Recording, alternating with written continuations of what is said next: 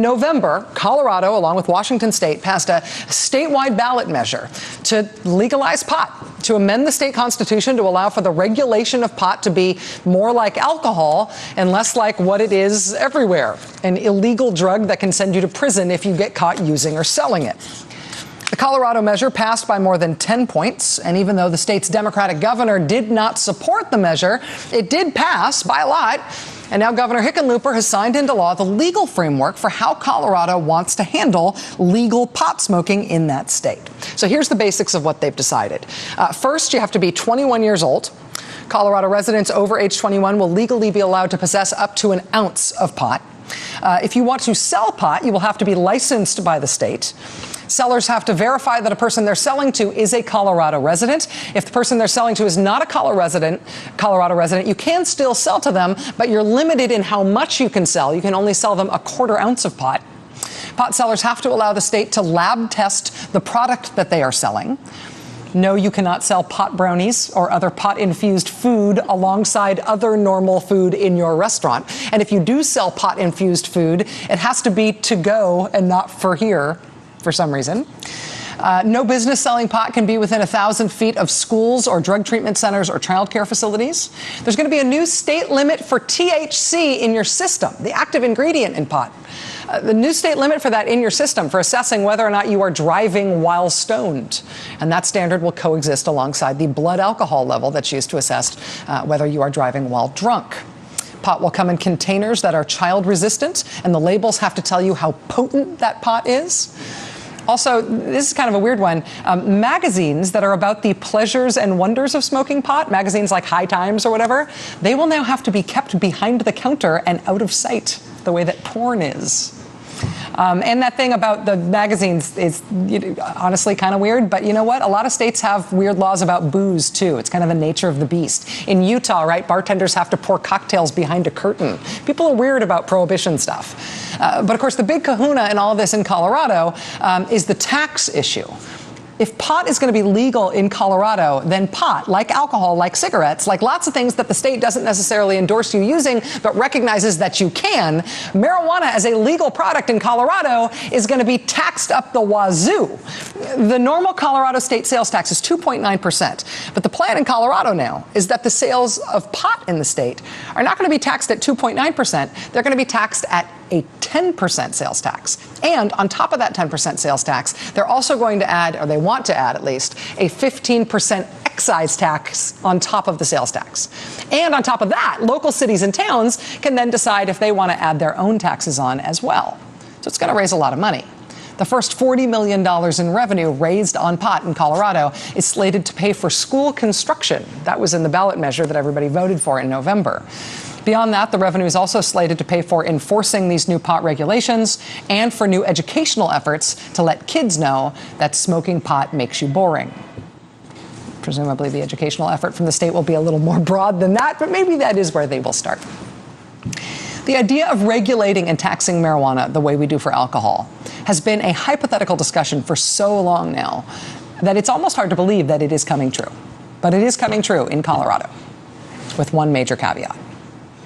Pot is still illegal federally, no matter what happens in that state or any state. Look, there it is in the Controlled Substances Act in federal law. It's actually listed right between LSD and mescaline. And marijuana has been listed there for so long, they spell it Mary H instead of Mary J. Marijuana. Colorado is moving ahead with not just the theory, but the practice of treating pot as a legal drug like alcohol. Colorado is going ahead, but as you can see here, the federal government is not going ahead. So what happens next here? Colorado Governor John Hickenlooper signing into law his state's new rules and regulations governing the legal sale of marijuana in the state of Colorado. Joining us now for the interview is Neil Franklin. He served as a narcotics officer with the Maryland State Police and is commander of training for the Baltimore Police Department. Major Franklin is a 34-year police veteran. He's now executive director of Law Enforcement Against Prohibition. Major Franklin, thank you very much for being here. It's nice to have you with us. Hey, Rachel, it's great to be back. So this has been a hypothetical for so long. States treating marijuana basically more like alcohol than like a Schedule I drug. How do you think Colorado has done in drafting these regulations? I think they've done a wonderful job. The people of Colorado have done a wonderful job. The team that was put in place to craft these regulations have done a wonderful job. And now the governor has done a wonderful job moving this policy forward. It's a great day. If everything proceeds as expected, people can start to seek licenses to sell pot in October. People could be open for business in January. Individual towns and cities in Colorado can opt out. You can decide that in your town there can be no legal places to purchase marijuana. What do you think is going to happen first? I mean, there is the question of what's going to happen with the federal government, but if they're allowed to proceed, how do you think this is going to change crime and safety and drug use in the state? Well, you ask a number of things there, and this is going to be very similar to alcohol. You're going to see different policies in different communities, and they have the option to do that. From a public safety perspective, this is really what's needed. We, the police, need to get back to violent crime. We need to get back to focusing on violent crime.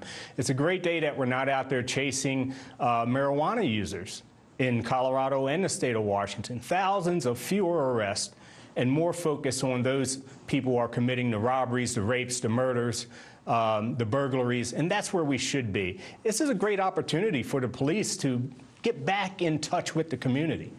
What do you make of the argument that marijuana is a gateway drug, that it may be something that doesn't itself cause much more harm in people's life than alcohol does, which of course can be misused in its own ways, but that it leads people into harder drugs that really have no role in our society, and that we should be more tougher on, I guess, by prohibiting marijuana as well?